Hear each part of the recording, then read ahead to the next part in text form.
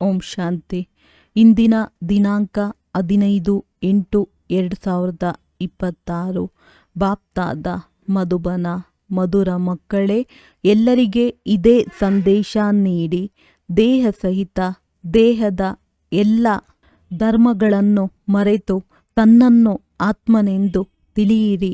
ಆಗ ಎಲ್ಲ ದುಃಖಗಳು ದೂರವಾಗಿ ಬಿಡುವವು.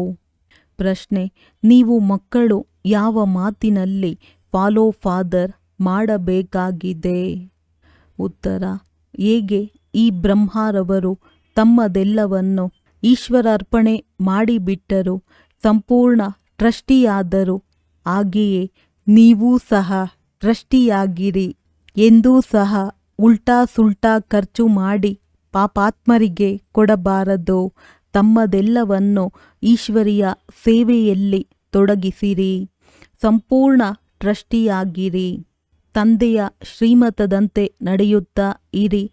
ಯಾವ ಮಗು ಎಷ್ಟು ಶ್ರೀಮತದ ಅನುಸಾರ ನಡೆಯುತ್ತದೆ ಎಂದು ತಂದೆಯು ನೋಡುತ್ತಾರೆ. ಗೀತೆ: ನೀವು ಪ್ರೀತಿಯ ಸಾಗರರಾಗಿದ್ದೀರಿ. ಓಂ ಶಾಂತಿ. ಮಕ್ಕಳು ಗೀತೆಯನ್ನು ಕೇಳಿದ್ದೀರಿ. ಮಕ್ಕಳು ಹೇಳುತ್ತಾರೆ, ಬಾಬಾ, ನಾವು ಎಲ್ಲಿಂದ ಬಂದೆವು, ಯಾವಾಗ ಬಂದೆವು ಮತ್ತೆ ಹಿಂತಿರುಗಿ ಹೋಗುವ ಮಾರ್ಗವನ್ನು ಹೇಗೆ ಮರೆತೆವು ಎಂದು ಈ ಡ್ರಾಮಾವನ್ನು ಕಿವಿಗಳಲ್ಲಿ ತಿಳಿಸಿಬಿಡಿ. ನಾವು ಯಾರಾಗಿದ್ದೇವೆ, ಎಲ್ಲಿಂದ ಬಂದೆವು ಮತ್ತು ಎಲ್ಲಿಗೆ ಹೊರಟು ಹೋದೆವು, ಒಂದು ಜ್ಞಾನದ ಹನಿಯನ್ನಾದರೂ ಕೊಟ್ಟುಬಿಡಿ. ಏಕೆಂದರೆ ಜ್ಞಾನಸಾಗರನಲ್ಲವೇ ಈಗ ಮಕ್ಕಳಿಗೆ ತಿಳಿದಿದೆ, ನಾವಾತ್ಮರು ಎಲ್ಲಿನ ನಿವಾಸಿಗಳಾಗಿದ್ದೇವೆ ಮತ್ತು ತಂದೆ ಹಾಗೂ ನಮ್ಮ ಸ್ವರ್ಗವನ್ನು ಹೇಗೆ ಮರೆತೆವು, ನಂತರ ಹೇಗೆ ಬಂದು ಇಲ್ಲಿ ದುಃಖಿಯಾದೆವು ಎಂಬ ರಹಸ್ಯವನ್ನು ಕಿವಿಗಳಲ್ಲಿ ತಿಳಿಸಿ. ತಂದೆಯು ಜ್ಞಾನ ಸಾಗರನೂ ಆಗಿದ್ದಾರೆ, ಪವಿತ್ರತೆಯ ಸಾಗರನೂ ಆಗಿದ್ದಾರೆ, ಪ್ರೇಮ ಸಾಗರನೂ ಆಗಿದ್ದಾರೆ, ಶಾಂತಿ ಸುಖ ಮತ್ತು ಸಂಪತ್ತಿನ ಸಾಗರನೂ ಆಗಿದ್ದಾರೆ. ಈಗ ಬೇಅದ್ದಿನ ತಂದೆಯ ಮೂಲಕ ಇವೆಲ್ಲ ಮಾತುಗಳನ್ನು ತಿಳಿದುಕೊಳ್ಳುತ್ತೀರಿ. ಆದಿಯಲ್ಲಿ ಎಲ್ಲಿಂದ ಬಂದೆವು, ನಂತರ ಮಧ್ಯದಲ್ಲಿ ಏನಾಯಿತು, ಯಾವುದರಿಂದ ನಾವು ಮಾರ್ಗವನ್ನು ಮರೆತು ದುಃಖಿಯಾದೆವು. ಈಗ ಪುನಃ ಬಾಬಾ ನಮಗೆ ಮಾರ್ಗವನ್ನು ತಿಳಿಸಿ. ನಾವು ನಮ್ಮ ಸುಖಧಾಮ ಶಾಂತಿಧಾಮಕ್ಕೆ ಹೋಗಬೇಕೆಂದು ತಂದೆಗೆ ಹೇಳುತ್ತಾರೆ. ನೀವು ಆದಿಯಲ್ಲಿ ಯಾರಾಗಿದ್ದೀರಿ, ಮಧ್ಯದಲ್ಲಿ ಏನಾಯಿತು ಎಂಬುದನ್ನು ತಂದೆಯೇ ತಿಳಿಸುತ್ತಾರೆ. ಭಕ್ತಿ ಮಾರ್ಗವು ಹೇಗೆ ಆರಂಭವಾಯಿತು, ಅಂತಿಮದಲ್ಲಿ ಏನಾಯಿತು, ಈ ಆದಿ ಮಧ್ಯ ಅಂತ್ಯದ ರಹಸ್ಯವು ಈಗ ಬುದ್ಧಿಯಲ್ಲಿ ಕುಳಿತಿದೆ. ಇದು ನಾಟಕವಲ್ಲವೇ? ಇದನ್ನು ಮನುಷ್ಯರು ಅವಶ್ಯವಾಗಿ ತಿಳಿದುಕೊಳ್ಳಬೇಕಾಗಿದೆ. ಏಕೆಂದರೆ ಎಲ್ಲರೂ ಪಾತ್ರಧಾರಿಗಳಾಗಿದ್ದಾರೆ.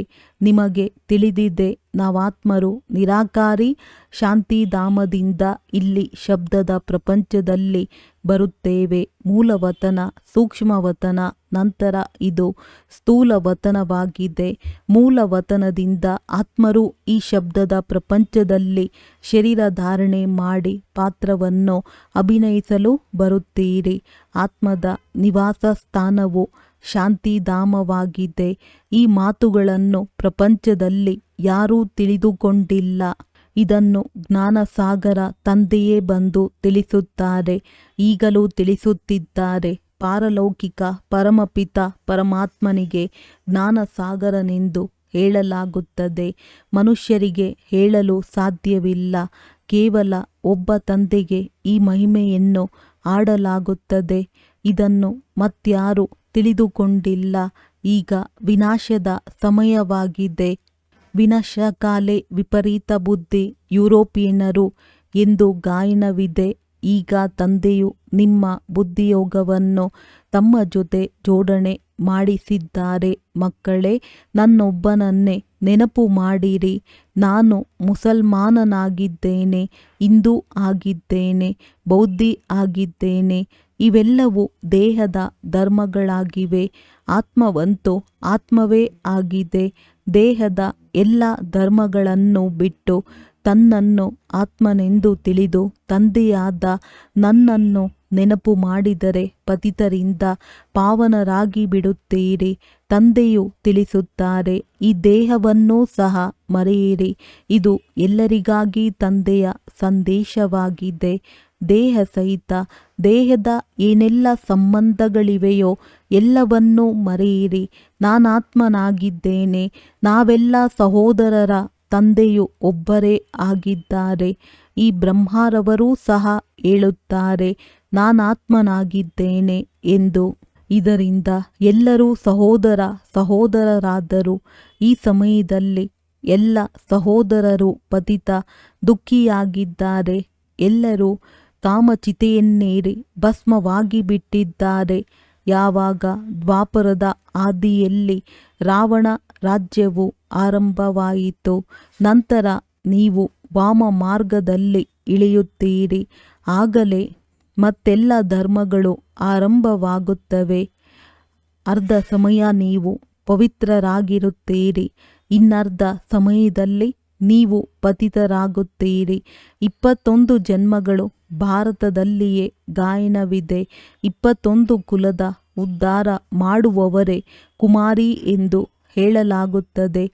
ಕನ್ಯೆಗೆ ಮಾನ್ಯತೆ ಇದೆ. ನೀವು ಭಾರತವನ್ನಷ್ಟೇ ಅಲ್ಲ, ಇಡೀ ಪ್ರಪಂಚದ ಉದ್ಧಾರ ಮಾಡುತ್ತಿದ್ದೀರಿ. ನಿಮಗೆ ತಿಳಿದಿದೆ, ಎಲ್ಲ ಆತ್ಮರು ಶಿವ ತಂದೆಯ ಮಕ್ಕಳಾಗಿದ್ದೇವೆ ಅಂದ ಮೇಲೆ ಕುಮಾರರೇ ಆದರೂ ಯಾವಾಗ ಪ್ರಜಾಪಿತ ಬ್ರಹ್ಮನ ಸಂತಾನರಾಗುತ್ತೀರೋ ಆಗ ಸಹೋದರಿಯರಾಗುತ್ತಾರೆ. ಇದು ನೀವು ಮಕ್ಕಳಿಗೆ ಜ್ಞಾನವಿದೆ. ನಾವೆಲ್ಲ ಆತ್ಮರು ಸಹೋದರರಾಗಿದ್ದೇವೆ.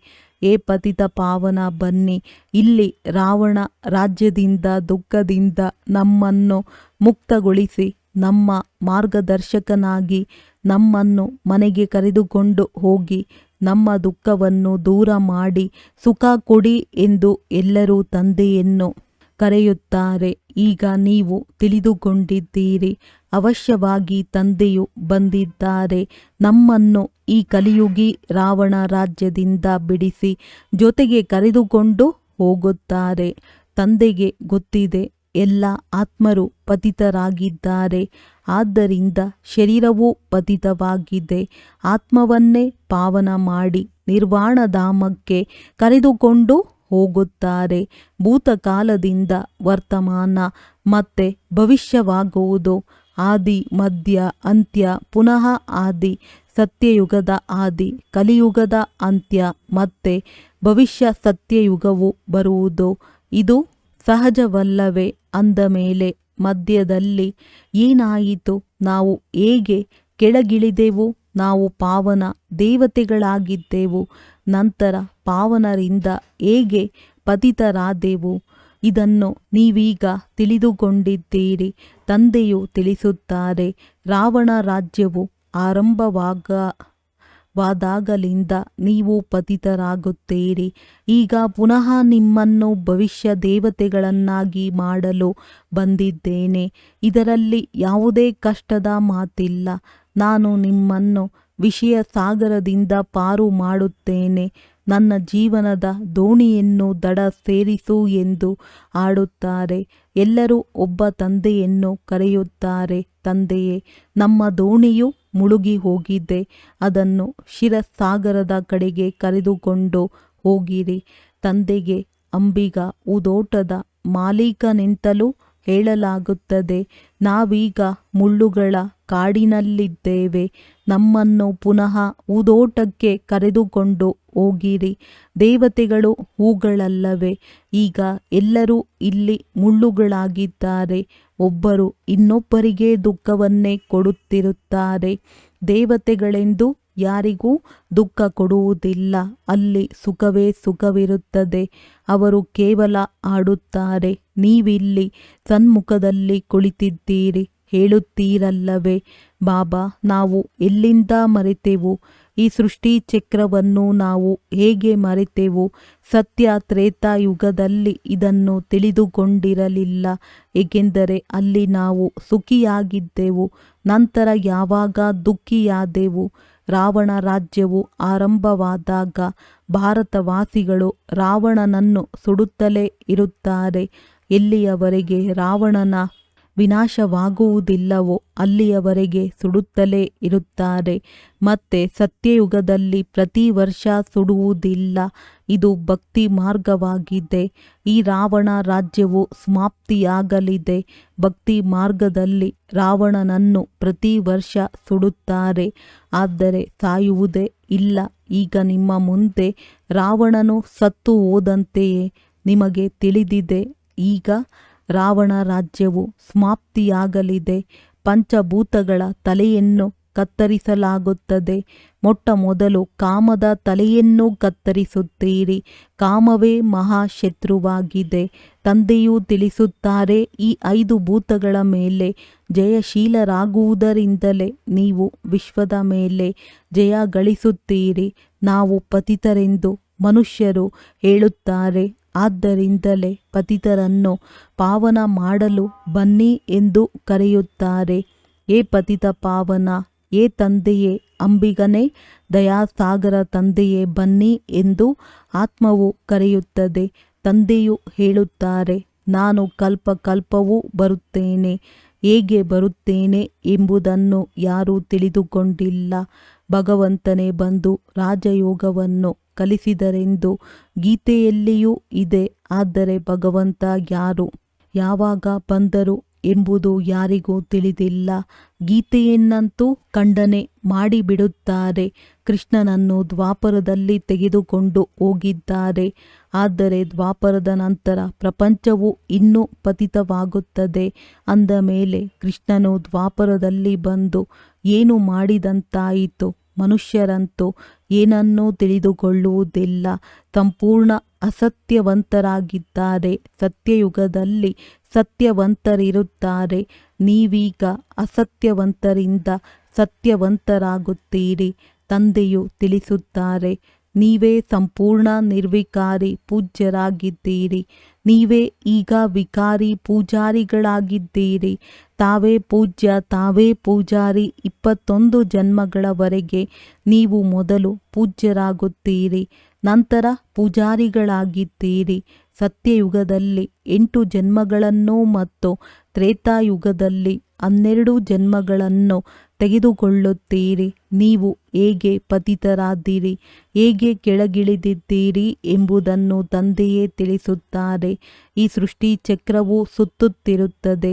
ಇಡೀ ವಿಶ್ವದ ಚರಿತ್ರೆ, ಭೂಗೋಳ, ಆದಿ ಮಧ್ಯ ಅಂತ್ಯದ ರಹಸ್ಯವನ್ನು ತಂದೆಯು ಮಕ್ಕಳಿಗೆ ತಿಳಿಸುತ್ತಾರೆ. ಎಲ್ಲರೂ ಏಕರಸವಾಗಿ ತಿಳಿದುಕೊಳ್ಳುವುದಿಲ್ಲ. Number war ತಿಳಿದುಕೊಳ್ಳುವರು. ತಂದೆಯು ತಿಳಿಸುತ್ತಾರೆ, ನಾನು ಬಂದು ರಾಜಧಾನಿಯನ್ನು ಸ್ಥಾಪನೆ ಮಾಡುತ್ತೇನೆ. ನೀವೀಗ ಸರ್ವಗುಣ ಸಂಪನ್ನರಾಗಬೇಕಾಗಿದೆ. ಅಲ್ಲಿಯವರೆಗೂ ಸತ್ಯಯುಗದಲ್ಲಿ ಹೋಗಲು ಸಾಧ್ಯವಿಲ್ಲ. ಇಲ್ಲಿಯೇ ಆಗಬೇಕಾಗಿದೆ. ಮತ್ತೆ ಭವಿಷ್ಯದಲ್ಲಿ ಹೋಗಿ ನೀವು ರಾಜ್ಯಭಾರ ಮಾಡುವಿರಿ. ಅದರ ಮಧ್ಯದಲ್ಲಿ ಎಲ್ಲವೂ ವಿನಾಶವಾಗಿ ಬಿಡುವುದು. ವಿನಾಶವನ್ನು ಖಂಡಿತ ಮಾಡುತ್ತೀರಿ. ನೀವು ಪ್ರತ್ಯಕ್ಷದಲ್ಲಿ ತಮ್ಮ ಪಾತ್ರವನ್ನು ಅಭಿನಯಿಸುತ್ತೀರಿ. ಮುಂದೆ ಏನಾಗುವುದು ಎಂದು ನಿಮಗೆ ತಿಳಿಯುತ್ತದೆಯೇ? ಕಲ್ಪದ ಹಿಂದೆ ಏನಾಗಿತ್ತೋ ಅದೇ ಆಗುವುದು. ನಿಮಗೆ ಒಟ್ಟಾಗಿ ಹೇಳಲಾಗುತ್ತದೆ, ಸ್ಥಾಪನೆ ಮತ್ತು ವಿನಾಶವಾಗುವುದು. ವಿನಾಶವು ಹೇಗಾಗುವುದು? ಅದನ್ನು ಯಾವಾಗ ಆಗುವುದೋ ಆಗಲೇ ನೋಡುತ್ತೀರಿ. ದಿವ್ಯ ದೃಷ್ಟಿಯಿಂದ ವಿನಾಶವನ್ನಂತೂ ನೋಡಿದ್ದೀರಿ. ಮುಂದೆ ಹೋದಂತೆ ಪ್ರತ್ಯಕ್ಷದಲ್ಲಿ ನೋಡುತ್ತೀರಿ. ಸ್ಥಾಪನೆಯ ಸಾಕ್ಷಾತ್ಕಾರವನ್ನು ದಿವ್ಯ ದೃಷ್ಟಿಯಿಂದ ನೋಡಿದ್ದೀರಿ ಮತ್ತು ಪ್ರತ್ಯಕ್ಷದಲ್ಲಿಯೂ ನೋಡುತ್ತೀರಿ. ಆದ್ದರಿಂದ ಹೆಚ್ಚು ಧ್ಯಾನದಲ್ಲಿ ಹೋಗುವುದು ಸಹ ಸರಿ ಇಲ್ಲ. ಕೆಲವರು ವೈಕುಂಠದಲ್ಲಿ ಹೋಗಿ ನೃತ್ಯ ಮಾಡತೊಡಗುತ್ತಾರೆ. ಜ್ಞಾನವೂ ಇಲ್ಲ, ಯೋಗವೂ ಇಲ್ಲ, ಎರಡರಿಂದಲೂ ವಂಚಿತರಾಗಿ ಬಿಡುತ್ತಾರೆ. ಆದ್ದರಿಂದ ಧ್ಯಾನದಲ್ಲಿ ಹೋಗುವ ಅವಶ್ಯಕತೆ ಇಲ್ಲ. ಇದಂತೂ ಕೇವಲ ಭೋಗವನ್ನು ಇಡಲಾಗುತ್ತದೆ. ನೀವು ಬ್ರಾಹ್ಮಣರು ಅಲ್ಲಿಗೆ ಹೋಗುತ್ತೀರಿ. ಅಲ್ಲಿ ದೇವತೆಗಳು ಮತ್ತು ಬ್ರಾಹ್ಮಣರ ಸಭೆಯೂ ಸೇರುತ್ತದೆ. ನೀವಿಲ್ಲಿ ತಂದೆಯ ಮನೆಯಲ್ಲಿ ಕುಳಿತಿದ್ದೀರಿ. ಮತ್ತೆ ನಿಮ್ಮನ್ನು ವಿಷ್ಣುಪುರಿಗೆ ಹೋಗುವುದಕ್ಕಾಗಿ ಯೋಗ್ಯರನ್ನಾಗಿ ಮಾಡಲಾಗುತ್ತದೆ. ಕನ್ಯೆಗೆ ವಿವಾಹವಾಗುವಾಗ ಅವರಿಗೆ ಎಲ್ಲವನ್ನೂ ತಿಳಿಸಲಾಗುತ್ತದೆ. ಮಾವನ ಮನೆಯಲ್ಲಿ ಹೇಗೆ ನಡೆಯಬೇಕು, ಎಲ್ಲರೊಂದಿಗೆ ಪ್ರೀತಿಯಿಂದ ನಡೆಯಬೇಕು, ಜಗಳ ಕಲಹ ಮಾಡಬಾರದು ಎಂದು ಇಲ್ಲಿಯೂ ಹಾಗೆಯೇ ತಂದೆಯು ಹೇಳುತ್ತಾರೆ. ಮಕ್ಕಳೇ, ಇಲ್ಲಿಯೇ ಸರ್ವಗುಣ ಸಂಪನ್ನರಾಗಬೇಕಾಗಿದೆ.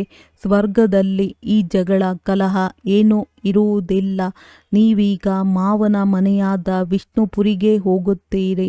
ಅಲ್ಲಿ ಮಹಾನ್ ವೈಷ್ಣವರಿರುತ್ತಾರೆ. ಸೃಷ್ಟಿಯಲ್ಲಿ ಅವರಂತಹ ವೈಷ್ಣವರು ಮತ್ಯಾರೂ ಇರುವುದಿಲ್ಲ.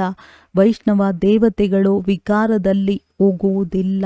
ವಿಕಾರವೂ ಸಹ ಹಿಂಸೆಯಾಗಿದೆ. ಅಹಿಂಸಾ ಪರಮೋ ದೇವಿ ದೇವತಾ ಧರ್ಮವೆಂದು ಹೇಳಲಾಗುತ್ತದೆ. ನೀವೀಗ ತಿಳಿದುಕೊಂಡಿದ್ದೀರಿ. ನಾವು ತಂದೆಯ ಮನೆಯಲ್ಲಿ ಕುಳಿತಿದ್ದೇವೆ. ಈಗ ವಿಷ್ಣುಪುರಿಯಲ್ಲಿ ಹೋಗಬೇಕಾಗಿದೆ. ನಿಮಗೆ ತಿಳಿದಿದೆ, ಅಲ್ಲಿ ಬಹಳ ಸುಖವಿರುತ್ತದೆ. ವಿವಾಹಕ್ಕೆ ಮೊದಲು ಕನ್ಯೆಯು ಹರಿದಿರುವ ವಸ್ತ್ರಗಳನ್ನು ಧರಿಸಿರುತ್ತಾಳೆ. ಅದಕ್ಕೆ ವನವಾಸವೆಂದು ಹೇಳಲಾಗುತ್ತದೆ. ಈಗ ನಿಮ್ಮ ಬಳಿಯೂ ಏನಿದೆ? ಏನೂ ಇಲ್ಲ. ಇಲ್ಲಿನದೆಲ್ಲವೂ ಕಲ್ಲು ಚೂರುಗಳಾಗಿದೆ. ಇಲ್ಲಿ ನೀವು ಯಾವುದೇ ಆಭರಣ ಇತ್ಯಾದಿಗಳನ್ನು ಧರಿಸುವ ಅವಶ್ಯಕತೆ ಇಲ್ಲ. ಆದರೆ ಗೃಹಸ್ಥ ವ್ಯವಹಾರದಲ್ಲಿ ಇರುತ್ತೀರಿ. ಆದ್ದರಿಂದ ಮದುವೆ ಮುಂಜಿಗಳಿಗೆ ಹೋಗಬೇಕಾಗುತ್ತದೆ. ಅಂದಾಗ ಒಡವೆ ಇತ್ಯಾದಿಗಳನ್ನು ಧರಿಸಿ ಅದನ್ನು ನಿರಾಕರಿಸುವುದಿಲ್ಲ. ಇಲ್ಲದಿದ್ದರೆ ಇವರು ವಿಧವೆಯಂತಿದ್ದಾರೆ, ಆಭರಣಗಳನ್ನು ಧರಿಸುವುದಿಲ್ಲವೆಂದು ಮಾತನಾಡುತ್ತಾರೆ, ಕೆಟ್ಟ ಹೆಸರು ಬರುತ್ತದೆ. ಆದ್ದರಿಂದ ತಂದೆಯು ತಿಳಿಸುತ್ತಾರೆ, ಮಕ್ಕಳೇ, ಹೆಸರಿಗೆ ಕಳಂಕ ತರಬಾರದು. ಏನಾದರೂ ಧರಿಸಿ, ಆದರೆ ತನ್ನನ್ನು ಆತ್ಮನೆಂದು ತಿಳಿದು ತಂದೆಯನ್ನು ನೆನಪು ಮಾಡಿರಿ. ಬಲೆ ಎಲ್ಲಿಯಾದರೂ ಹೋಗಿರಿ, ಆದರೆ ಈ ಮಂತ್ರವನ್ನು ನೆನಪಿಟ್ಟುಕೊಳ್ಳಿರಿ. ನಾವು ನೆನಪಿನಲ್ಲಿರುತ್ತೇವೆಯೇ ಎಂದು ಪರೀಕ್ಷಿಸಿಕೊಳ್ಳಿ. ನಾವು ತಂದೆಯ ಆದೇಶ ಅನುಸಾರ ಅಲ್ಲಿಗೆ ಹೋಗುತ್ತೇವೆ ಎಂದು ನೆನಪಿರಲಿ. ಅವರ ಜೊತೆಯೂ ಸಂಬಂಧವನ್ನು ನಿಭಾಯಿಸಬೇಕಾಗಿದೆ. ಆದರೆ ಕೈ ಕೆಲಸ ಮಾಡುತ್ತಿರಲಿ. ಆದರೆ ಬುದ್ಧಿಯು ತಂದೆಯನ್ನು ನೆನಪು ಮಾಡಲಿ. ಆಗ ಇವರು ಶಕ್ತಿಶಾಲಿಗಳೆಂದು ತಿಳಿಯುತ್ತಾರೆ. ಒಡವೆ ಇತ್ಯಾದಿಗಳನ್ನು ಬಲೆ ಧರಿಸಿ ವಿವಾಹ ಮೊದಲಾದವುಗಳಿಗೆ ಹೋಗಿರಿ.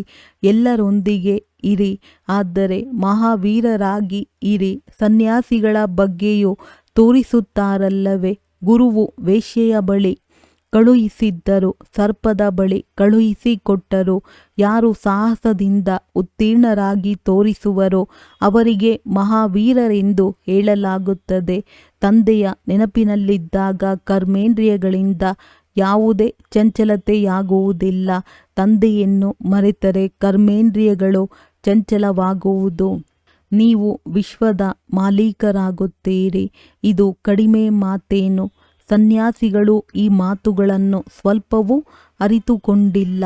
ಬಲೆ, ಶಾಸ್ತ್ರಗಳಲ್ಲಿ ಕೆಲವು ಮಾತುಗಳಿವೆ, ಆದರೆ ಖಂಡನೆ ಮಾಡಿಬಿಟ್ಟಿದ್ದಾರೆ. ಭಗವಾನುವಾಚ, ನಾನು ನಿಮಗೆ ರಾಜಯೋಗವನ್ನು ಕಲಿಸುತ್ತೇನೆ.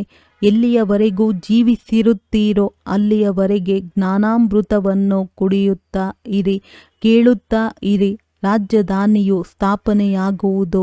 ಮಕ್ಕಳಿಗೆ ಪದೇ ಪದೇ ಶಿಕ್ಷಣ ಕೊಡಲಾಗುತ್ತದೆ. ಒಬ್ಬ ತಂದೆಯನ್ನು ನೆನಪು ಮಾಡಿರಿ. ದೈವಿ ಲಕ್ಷಣಗಳನ್ನು ಕಲಿಯಿರಿ. ಯಾವುದೇ ವಿಕರ್ಮವಾಗಬಾರದು. ಇದಂತೂ ಅಸುರರ ಕೆಲಸವಾಗಿದೆ. ನೀವೀಗ ದೇವತೆಗಳಾಗುತ್ತೀರಿ. ಅಂದರೆ ದೈವಿ ಗುಣಗಳನ್ನು ಧಾರಣೆ ಮಾಡಿಕೊಳ್ಳಬೇಕಾಗಿದೆ. ಎಲ್ಲದಕ್ಕಿಂತ ದೊಡ್ಡದು ಕಾಮವಿಕಾರದ ಮುಳ್ಳಾಗಿದೆ. ಇದು ಹವ್ಯಾಸವಾಗಿದ್ದರೆ ಪದೇ ಪದೇ ಬೀಳುತ್ತಾರೆ. ಮಾಯೆಯು ಪೆಟ್ಟನ್ನು ಕೊಟ್ಟು ಬೀಳಿಸಿಬಿಡುತ್ತದೆ. ಆದ್ದರಿಂದಲೇ ಗಾಯನವಿದೆ, ಆಶ್ಚರ್ಯವೆನಿಸುವಂತೆ ಕೇಳಿ, ಅನ್ಯರಿಗೂ ಹೇಳಿ ಮತ್ತೆ ಮಾಯೆಗೆ ವಶರಾಗಿ ಹೊರಟು ಹೋಗುವರು. ನೀವೀಗ ಒಬ್ಬ ತಂದೆಯ ಮಕ್ಕಳಾಗಿದ್ದೀರಿ. ಇದೆಲ್ಲವೂ ಈಶ್ವರನೇ ಕೊಟ್ಟಿದ್ದಾರೆಂದು ಹೇಳುತ್ತೀರಿ. ಆದ್ದರಿಂದ ನೀವು ಟ್ರಸ್ಟಿಯಾಗಿ ಬಿಡುತ್ತೀರಿ. ಇದೆಲ್ಲವೂ ತಂದೆಯದಾಗಿದೆ. ನಾವು ಅವರ ಶ್ರೀಮತದಂತೆ ನಡೆಯಬೇಕಾಗಿದೆ. ತಂದೆಯೂ ಸಹ ನೋಡುತ್ತಾರೆ, ನನಗೆ ಎಲ್ಲವನ್ನು ಅರ್ಪಣೆ ಮಾಡಿದ ಮೇಲೆ ಹೇಗೆ ನನ್ನ ಶ್ರೀಮತದನುಸಾರ ನಡೆಯುತ್ತಾರೆ. ಯಾವುದೇ ಉಲ್ಟಾ ಸುಲ್ಟಾ ಖರ್ಚು ಮಾಡಿ ಪಾಪಾತ್ಮರಿಗೆ ಕೊಡುತ್ತಿಲ್ಲವೇ? ಆದಿಯಲ್ಲಿ ಈ ಬ್ರಹ್ಮರವರೂ ಸಹ ಟ್ರಸ್ಟಿಯಾಗಿ ತೋರಿಸಿದರಲ್ಲವೇ? ಎಲ್ಲವನ್ನು ಈಶ್ವರನಿಗೆ ಅರ್ಪಣೆ ಮಾಡಿ ಸ್ವಯಂ ಟ್ರಸ್ಟಿಯಾಗಿ ಬಿಟ್ಟರು. ಯಾರಿಗೆ ಏನೂ ಕೊಡಲಿಲ್ಲ, ಈಶ್ವರಾರ್ಪಣೆ ಮಾಡಿದೆವು ಅಂದ ಮೇಲೆ ಈಶ್ವರನ ಸೇವೆಯಲ್ಲಿಯೇ ತೊಡಗಿಸಬೇಕಾಗಿದೆ. ಶರೀರ ನಿರ್ವಹಣೆಯೂ ಸಹ ಆಗುತ್ತಿತ್ತೋ ಅಲ್ಲವೇ? ಏನೆಲ್ಲವೂ ಇತ್ತೋ ಅದೆಲ್ಲವನ್ನು ಸೇವೆಯಲ್ಲಿ ತೊಡಗಿಸಿದ್ದರು. ಇವರನ್ನು ನೋಡಿ ಅನ್ಯರು ಅದೇ ರೀತಿ ಮಾಡಿದರು. ಬಟ್ಟಿಯಾಯಿತು. ಬಟ್ಟಿಯಾಗದಿದ್ದರೆ ಇಷ್ಟೊಂದು ಮಂದಿ ಮಕ್ಕಳು ಸೇವೆಗಾಗಿ ಎಲ್ಲಿ ಬುದ್ಧಿವಂತರಾಗುತ್ತಿದ್ದರು? ಪಾಕಿಸ್ತಾನದಲ್ಲಿಯೂ ಕಲಿತರು ಮತ್ತು ಇಲ್ಲಿಗೆ ಬಂದು ಕಲಿತರು. ಯಾವಾಗ ಅನ್ಯರಿಗೆ ತಿಳಿಸಲು ಯೋಗ್ಯರಾದರೋ ಆಗ ಸೇವೆಗಾಗಿ ಹೊರಟರು. ಈಗಂತೂ ನೋಡಿ ಎಷ್ಟೊಂದು ಪ್ರದರ್ಶನಿಗಳನ್ನು ಮಾಡುತ್ತಾ ಇರುತ್ತೀರಿ. ದೊಡ್ಡ ದೊಡ್ಡವರಿಗೆ ನಿಮಂತ್ರಣ ಕೊಡುತ್ತೀರಿ. ಈ ಜ್ಞಾನ ಯಜ್ಞದಲ್ಲಿ ಅನೇಕ ಪ್ರಕಾರದ ವಿಘ್ನಗಳು ಬರುತ್ತವೆ. ವಿಘ್ನಗಳಿಗೆ ಹೆದರಬಾರದು. ಅಬಲೆಯರ ಮೇಲೆ ಎಷ್ಟೊಂದು ಅತ್ಯಾಚಾರಗಳಾಗುತ್ತವೆ. ತಂದೆಯು ತಿಳಿಸುತ್ತಾರೆ, ಮಕ್ಕಳೇ, ಯೋಗ ಬಲದಲ್ಲಿದ್ದು ಅವರಿಗೆ ತಿಳಿಸಿರಿ. ಭಗವಂತ ತಂದೆಯ ಮಕ್ಕಳಾಗಿಯೂ ತಂದೆಯನ್ನು ಮರೆತು ಹೋಗುತ್ತೀರಿ. ಮಾಯೆಗೆ ವಶರಾಗಿ ಬಿಡುತ್ತೀರಿ. ಇದು ಸಹ ಸೋಲು ಗೆಲುವಿನ ಕುಸ್ತಿಯಾಗಿದೆ. ಆದರೆ ಇದು ಮಲ್ಲ ಯುದ್ಧದಂತಿದೆ. ಮಾಯೆಯು ಪೆಟ್ಟು ಕೊಡುತ್ತದೆ, ಆಗ ಮೂರ್ಛಿತರಾಗುತ್ತಾರೆ. ಆದ್ದರಿಂದ ತಂದೆಯು ತಿಳಿಸುತ್ತಾರೆ, ಮಾಯೆಗೆ ಎಂದು ಸೋಲಬೇಡಿರಿ, ಪವಿತ್ರರಾಗಿರಿ, ಆಗ ವಿಶ್ವದ ಮಾಲೀಕರಾಗುತ್ತೀರಿ. ಎಷ್ಟು ದೊಡ್ಡ ಸಂಪಾದನೆ ಇದೆ. ಒಂದು ವೇಳೆ ಪೂರ್ಣ ಪುರುಷಾರ್ಥ ಮಾಡದಿದ್ದರೆ ಹೋಗಿ ದಾಸದಾಸಿಯರಾಗುತ್ತೀರಿ. ರಾಜಧಾನಿ ಎಲ್ಲವೂ ಇಲ್ಲಿಯೇ ಸ್ಥಾಪನೆಯಾಗುತ್ತದೆ. ಒಳ್ಳೆಯದು. ಮಧುರಾತಿ ಮಧುರ ಅಗಲಿ ಹೋಗಿ ಮರಳಿ ಸಿಕ್ಕಿರುವ ಮಕ್ಕಳ ಪ್ರತಿ ಮಾತ್ಪಿತಾ ಬಾಪ್ ತಾದಾರವರ ನೆನಪು, ಪ್ರೀತಿ ಹಾಗೂ ಸುಪ್ರಭಾತ. ಆತ್ಮಿಕ ಮಕ್ಕಳಿಗೆ ಆತ್ಮಿಕ ತಂದೆಯ ನಮಸ್ತೆ. ಧಾರಣೆಗಾಗಿ ಮುಖ್ಯ ಸಾರ. ಎಲ್ಲಿಯವರೆಗೆ ಜೀವಿಸಬೇಕಾಗಿದೆಯೋ ಅಲ್ಲಿಯವರೆಗೆ ಜ್ಞಾನಾಮೃತವನ್ನು ಕುಡಿಯುತ್ತಿರಬೇಕಾಗಿದೆ. ಮಹಾವೀರರಾಗಿ ಮಾಯೆಯ ಯುದ್ಧದಲ್ಲಿ ವಿಜಯಿಗಳಾಗಬೇಕಾಗಿದೆ. ಎಲ್ಲರ ಜೊತೆ ಸಂಬಂಧ ನಿಭಾಯಿಸುತ್ತಾ ಬುದ್ಧಿಯೋಗವು ಒಬ್ಬ ತಂದೆಯಲ್ಲಿ ಇರಬೇಕಾಗಿದೆ. ವಿಘ್ನಗಳಿಗೆ ಹೆದರಬಾರದು. ಸೇವೆಯಲ್ಲಿ ತಮ್ಮದೆಲ್ಲವನ್ನು ಸಫಲ ಮಾಡಬೇಕಾಗಿದೆ. ಈಶ್ವರಾರ್ಪಣೆ ಮಾಡಿ ಟ್ರಸ್ಟಿಯಾಗಿರಬೇಕಾಗಿದೆ. ಉಲ್ಟಾ ಸುಲ್ಟಾ ಕಾರ್ಯದಲ್ಲಿ ಹಣವನ್ನು ತೊಡಗಿಸಬಾರದು.